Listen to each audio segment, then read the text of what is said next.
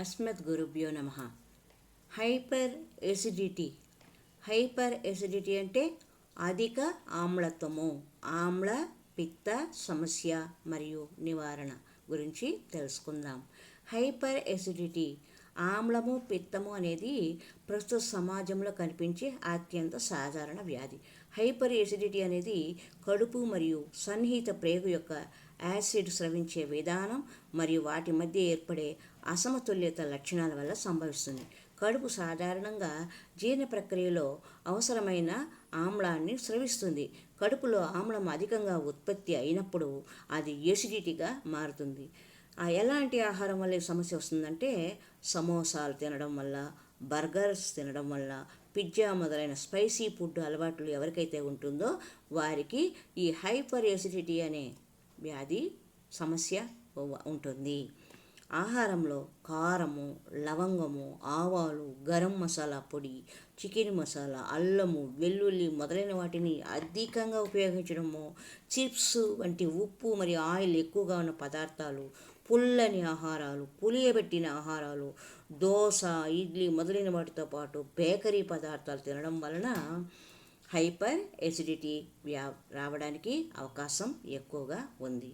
Fast food ఎక్కువగా తీసుకోవడం, oil foods, ఊరగాయలు ఎక్కువగా తీసుకోవడం, టీ కాఫీ ఎక్కువగా తీసుకోవడం, తక్కువ నీరు, పొడి ఆహారం తీసుకోవడం, క్రమరహిత భోజన సమయాలు పాటించడం, పదే పదే ఆహారం తీసుకోవడం, ముందు తీసుకున్న ఆహారం జీర్ణం కాకుండానే మళ్ళీ తీసుకోవడం, ఇంకా మాంసాహారం, నాన్ వెజ్ బాగా తీసుకోవడం, ఇలాంటివన్నీ హైపర్ ఎసిడిటీ రావడానికి కారణాలు.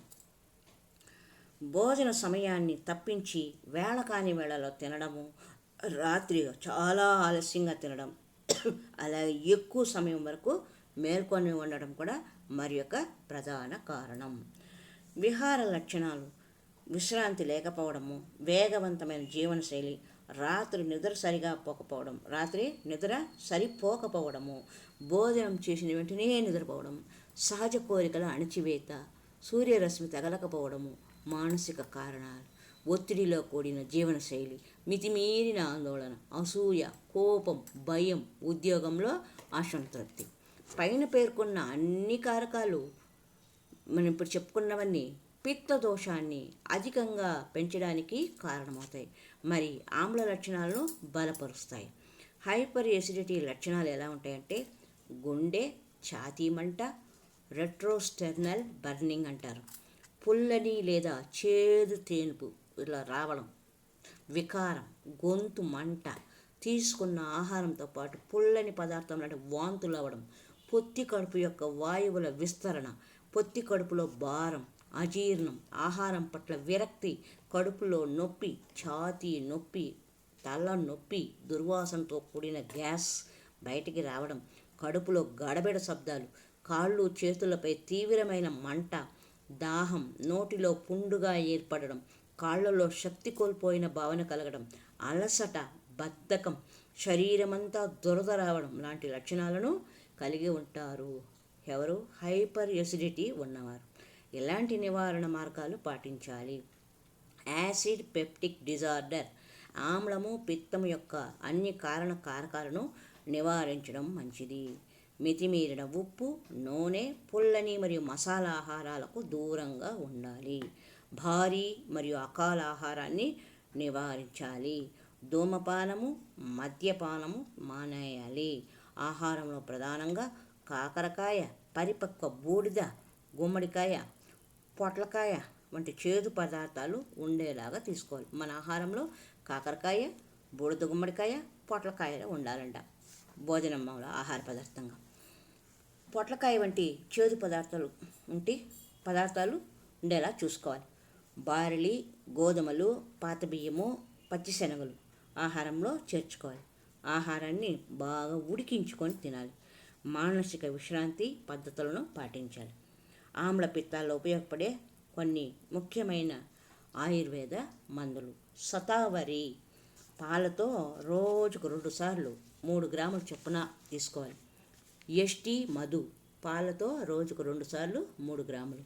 శొంఠి, ఎండిన అల్లం 1 నుండి 3 గ్రాములు రోజుకు 2 సార్లు నీటితో కలిపి తీసుకోవచ్చు. కొత్తిమీర గింజల కషాయం, అదే ధనియాలు, తాటి బెల్లంతో రోజుకు 2 సార్లు తాగొచ్చు. కొబ్బరి నీళ్ళు 100 నుండి 500 మిల్లీ రోజుకు 2 సార్లు తీసుకోవాలి.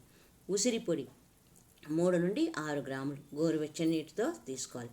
శతపుష్ప స్పౌండ్ అనే అనేతు అనేతు మోన్సా అనేతుమోన్సా అనేతుమోసనా పొడి అని 1 గ్లాసు నీటిలో పంచదార కలిపి 20 ml రోజుకు 2 సార్లు 1 వారం లేదా రోగలక్షణం తగ్గే వరకు వాడాలి. శతపుష్ప కానీ. భోజనం తర్వాత సోంపు గింజలు, వాము, జీలకర్ర అన్నీ కలిపి 1/2 స్పూను నమలాలి. ఇవన్నీ పథ్యం యొక్క నియమాలు. భోజన సమయాలను అనుసరించాలి. తేలికపాటి ఆహారం, కొబ్బరి నీరు, శీతలీకరణ గుణాలు కలిగిన వస్తువులు, తెల్ల గుమ్మడి, చేదు, మెచ్యూర్డ్ అంటే బాగా పరిపక్వమైన బూడిద, పొట్లకాయ వంటి కూరగాయలు, మెంతి తప్ప మిగిలిన ఆకుకూరలు, గోధుమలు, పాత బియ్యం, బార్లీ, పచ్చిమిర్చి, దోసకాయ, జామకాయ, ఎండు ద్రాక్ష, నల్ల ద్రాక్ష, ఖర్జూరం, దానిమ్మ, అత్తి, ఎండు అత్తి, దానిమ్మ రసం, నిమ్మరసం, ఉసిరికాయ రసం, తీపి నిమ్మరసం లాంటివి తీసుకోవాలి. గోరువెచ్చని నీరు త్రాగాలి. దానిమ్మ పండుతో చేసిన తీపి తయారీని జాములాగా తీసుకోవాలి. గులాబీ రేకులతో చేసిన జామును పాలతో కలిపి తీసుకోవాలి. ప్రతి 2 లేదా 3 గంటల తర్వాత 1 కప్పు గోరువెచ్చని పాలు తాగాలి. వెచ్చని పాలతో 1 టీ స్పూన్ నెయ్యి వేసుకొని తాగాలి. తగినంత నిద్ర, విశ్రాంతి అవసరం. యోగా, ప్రాణాయామం, ధ్యానం, వ్యాయామం క్రమం తప్పకుండా చేయాలి. ముఖ్యంగా ఇవన్నీ చేయాలి అంటే మానసికంగా ప్రశాంతత ఉండాలి. ఆ తర్వాత ఏ ఆహారమైనా తీసుకునే ముందు ఇది నా శరీరానికి స్వస్థత చేకూర్చాలి అనే భావనతో తీసుకోవాలి. చెప్పినవన్నీ ఒకేసారి ఆచరించాలని కాదు. రోజు ఒక్కొక్క ఐటెం తీసుకున్న నివారణ మార్గాలకు ఈ ఆహార పదార్థం తీసుకోవడం వల్ల నా శారీరక దారుఢ్యము చక్కగా ఉండాలి అని మనసులో భావనకు పెట్టుకోవాలి. ఇక చేయకూడని పనులు అంటే అపత్యాలు. మితిమీరిన మసాలా తినకూడదు. పులుపు మరియు లవణం పదార్థాలను ఎక్కువగా పులుపు, ఊరగాయలు అవన్నీ తినకూడదు. వేయించిన మరియు జంక్ ఫుడ్ ఐటమ్స్ మానుకోవాలి. ఆకలితో మాత్రం ఉండకూడదు. కడుపులో ఆమ్ల రసాలు స్రవిస్తూ ఉంటాయి కానీ అప్పుడప్పుడు తీసుకుంటూ ఉండాలి. వేగంగా తినకూడదు. నెమ్మదిగా నమిలి మింగాలి. అతిగా కూడా తినకూడదు. తక్కువ భోజనం ఎక్కువసార్లు తీసుకోవాలి. ఒకేసారి ఎక్కువ తినకూడదు. కొంచెంగా తీసుకోవాలి. అకాల మరియు క్రమరహిత ఆహారపు అలవాట్లను నివారించాలి. అధిక మొత్తంలో వెల్లుల్లి, ఉప్పు, నూనె, మిరపకాయలు మొదలైన ఆహారాలను నివారించాలి. అంటే తినకూడదు.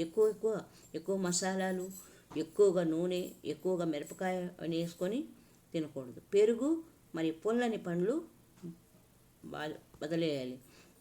ఆహారం తీసుకున్న వెంటనే పడుకోకూడదు.